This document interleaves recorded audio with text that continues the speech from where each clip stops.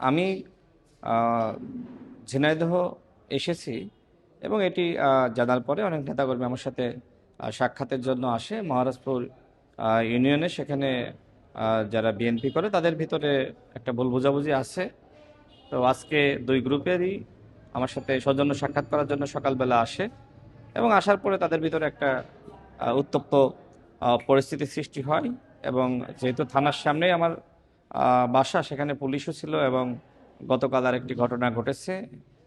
12 বাজারে একজন শিশুকে ধর্ষণ করা হয়েছে এবং সেই ধর্ষককেও পুলিশ গ্রেপ্তার করেছে। সাংবাদিকরাও এখানে ছিল। তো এটা আসলে খুবই অনাকাঙ্ক্ষিত। আমি এখানে উপস্থিত ছিলাম এবং দুই পক্ষের মধ্যে যে ধরনের সাংঘর্ষিক পরিস্থিতি এবং উত্তপ্ত বাক্য বিনিময়, এটা অত্যন্ত অনাকাঙ্ক্ষিত। এর পিছনে আসলে কি আছে সেটি তো আমি বলতে পারবো না, বাট আমি মনে করি আসলে এই ধরনের ঘটনা, আমি অফিসে বসে আছি, আমার সাথে আহ, অনেকে আলাপচারিতা করছেন, মাঝখান দিয়ে এই ধরনের ঘটনা ঘটলো। এটা অত্যন্ত নিন্দনীয় এবং দুঃখজনক।